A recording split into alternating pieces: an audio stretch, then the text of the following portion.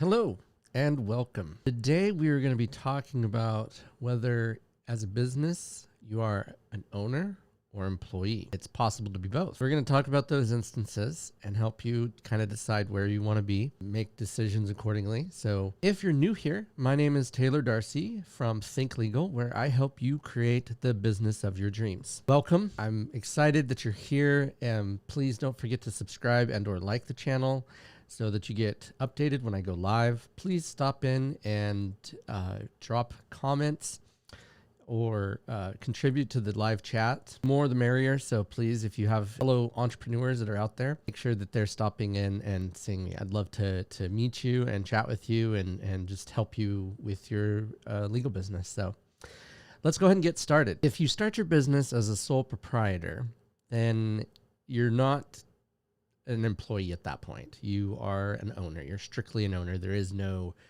option otherwise. You enjoy what's called pass-through taxation, or pass-through profits, and therefore everything that you earn less your expenses is considered a profit, and that's what you're taxed on. And you're in charge of both sides of the tax when you're self-employed, which is the front tax and the back tax, which is if you're an employer, you pay both and only half on the other. But as a sole proprietor, you pay both. In that instance, you're not considered an employee. So it really depends on how you have your business entity set up will determine on whether or not whether or not you're an employee, an owner, or both. The next thing is if you are an LLC with no S corporate status, which you can have that on an LLC, also know it's the same as a sole proprietor.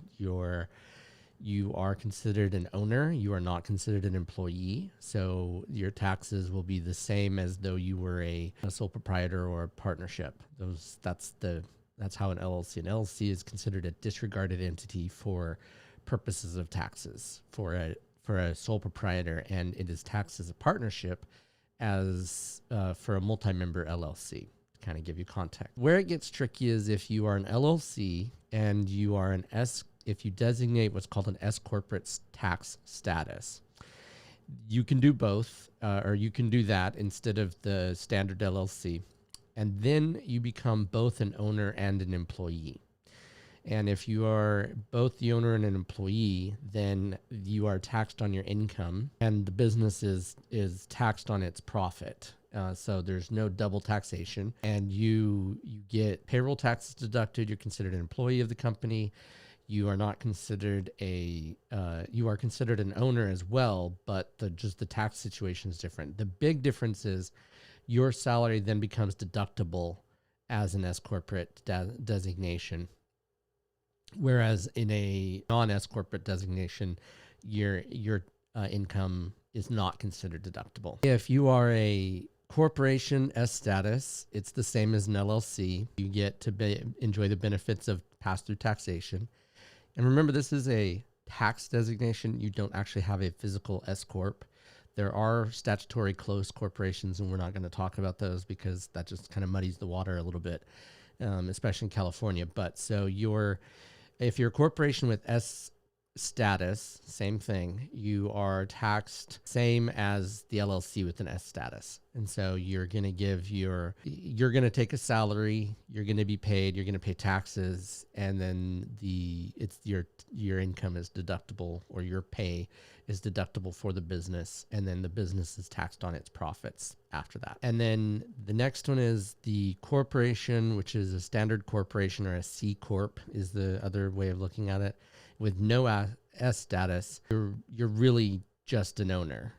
You're not considered an employee of the group. And the problem with the C corp is there's what's called double taxation. You're taxed on the earnings as well as as a shareholder, and the corporation is taxed as well. Depending on how big you are, because of an S corporate tax status, has a maximum of 100 shareholders, and they all have to be they can't be foreign entities.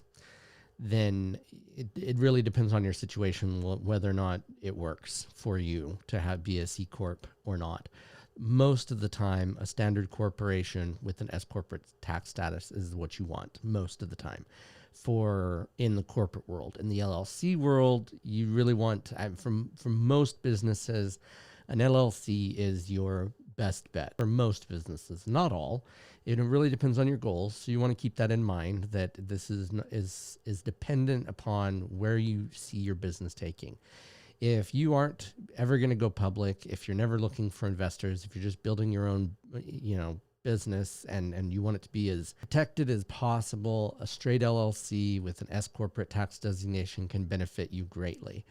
If you're looking at getting bigger, then you may want to do a C corp with S tax designation until you get big enough to want more than 100 investors, and then you would lose the S corp tax designation at that point.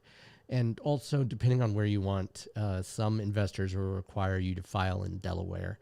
So keep that type of thing in mind. Is that, and it really, again, this, I cannot stress this enough. Seeing an attorney in your local area and discussing those issues with them is the best answer that I can give you, because there are a lot of factors that you want to consider while you're making this decision, because you could make a decision that, based on the internet, it sounds like a great idea, but in the end, it could end up hurting you greatly. So keep that in mind. Really see a tax professional and make sure that you're getting exactly what you're looking for based on your goals and based on what you want to do.